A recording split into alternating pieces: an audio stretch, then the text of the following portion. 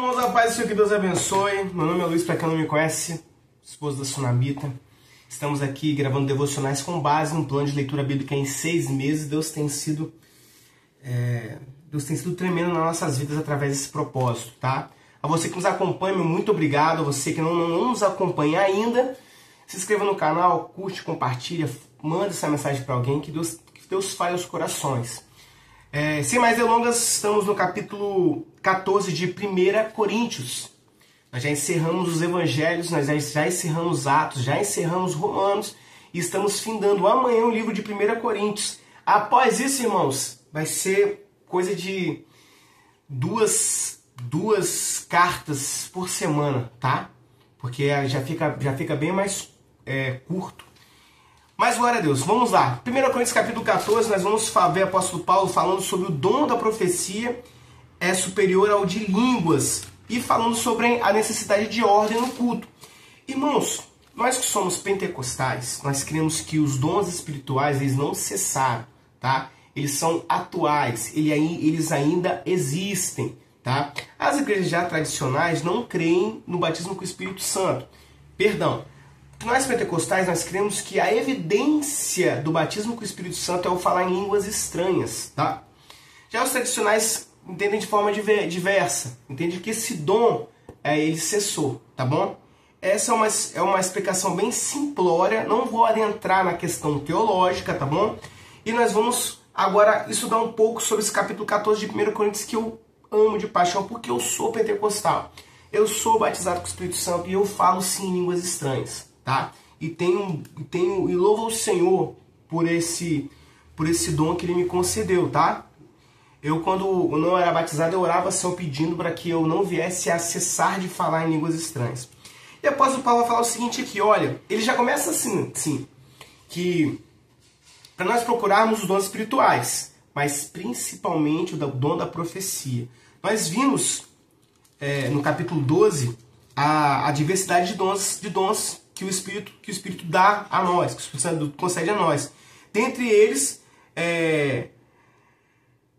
operação de maravilhas, o dom da profecia, o dom da interpretação das línguas. E nós cremos também que existem o falar em línguas estranhas. Pois bem, a igreja de Corinto era uma igreja muito rica em dons espirituais. Então nós estamos vendo que desde o começo de haver dissensões, o apóstolo Paulo está corrigindo muito a igreja de Corinto. E o culto na igreja de Corinto, irmãos, devido a ter essa grande variedade de dons por parte dos seus membros, então o culto não tinha muita ordem. Então todos eram batizados, muitos eram batizados, não falo todos, né, que eu não tenho como saber, né, mas muitos eram batizados com o Espírito Santo, muitos tinham dons espirituais. Então, irmãos, esse culto aí ficou um culto meio complicado de se entender. Por quê? O apóstolo Paulo está falando aqui desde o início, olha, procure o dom de profetizar. Não procure, porque o dom de profecia, ele é superior ao de falar em línguas estranhas. Porque quando nós falamos línguas estranhas, é uma língua inteligível, que as pessoas não entendem. E quem ora e quem fala em línguas estranhas, ele mesmo é edificado.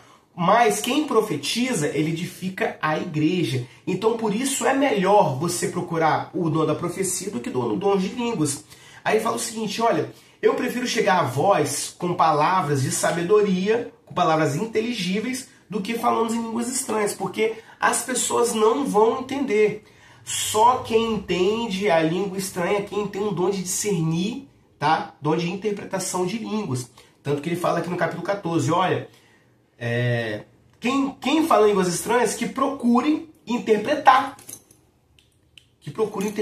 Por quê? Para a edificação da igreja. Procuremos os dons espirituais para a edificação da igreja, tá bom, irmãos?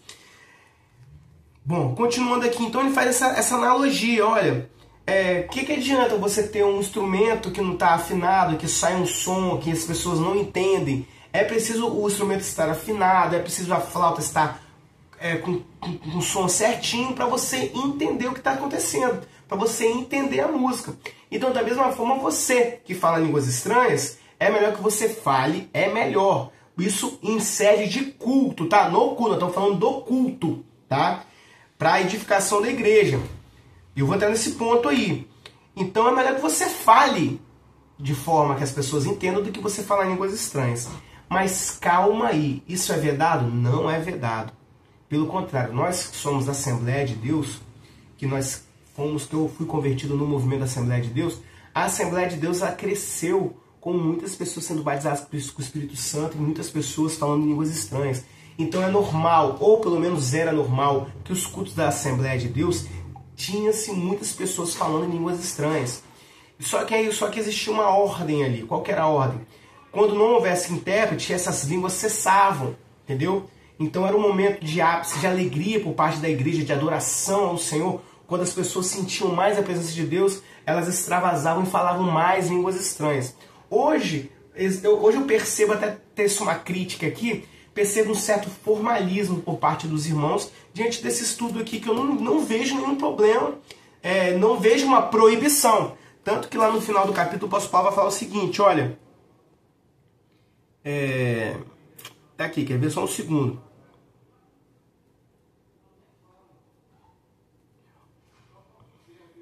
Só um segundo, irmãos, estou achando aqui. Depois eu acho esse versículo passo para os irmãos, senão eu vou ficar... Vamos lá, versículo 26.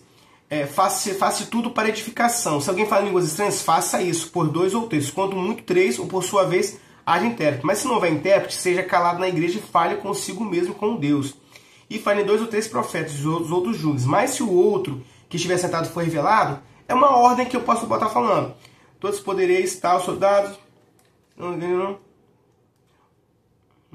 Querem alguma coisa?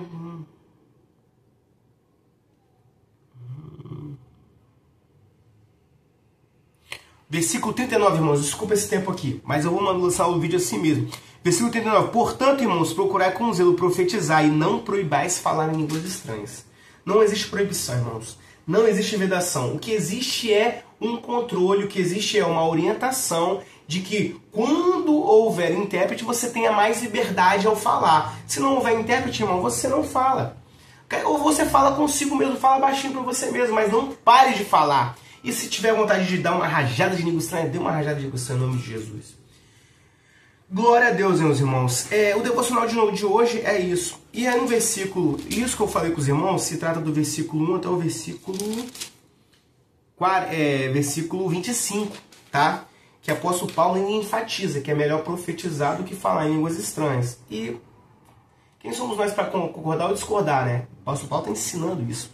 Então, irmãos, eu sempre busquei o dom de profecia e sempre quis falar em línguas estranhas. Nós devemos continuar buscando os dons espirituais para a edificação da igreja. Não para você aparecer, falar que você está falando línguas estranhas, está falando outras línguas. Não, é para a edificação da igreja. Falar em línguas estranhas edifica você mesmo, mas a profecia edifica a igreja.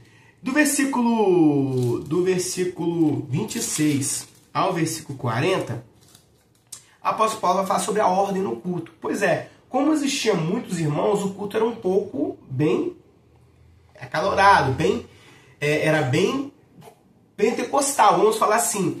Mas, irmãos, tem que ter ordem, porque o culto ele é dividido em adoração, é dividido em testemunhos, é dividido em palavra e a pregação, que é a palavra de Deus. Meu pastor me ensinou uma coisa que eu guardei no coração.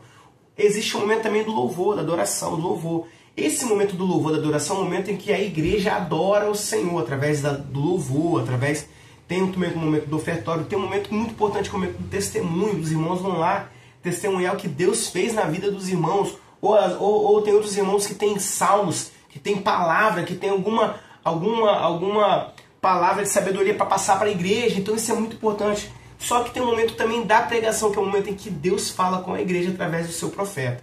Isso é muito importante, meus irmãos. Tá, eu fico por aqui. Espero que os irmãos tenham entendido acerca do dom de línguas, tá? Não para de falar não, meu irmão. Fala com força. O movimento pentecostal ele cresceu assim. Hoje nós vemos muitos doutores, muitos formalistas dentro da igreja, que até deixaram de falar em línguas estranhas. São batizados, mas deixaram de falar. Fale em nome de Jesus, não deixa ninguém impedir. Porque se você parar de falar, você vai apagar o Espírito Santo de Deus que está dentro de você. Claro que ninguém vai conseguir apagar, mas você vai, colocar um freio no dom que Deus te deu. Não faça isso, tá? Fale. Mas procure priorizar o dom da profecia.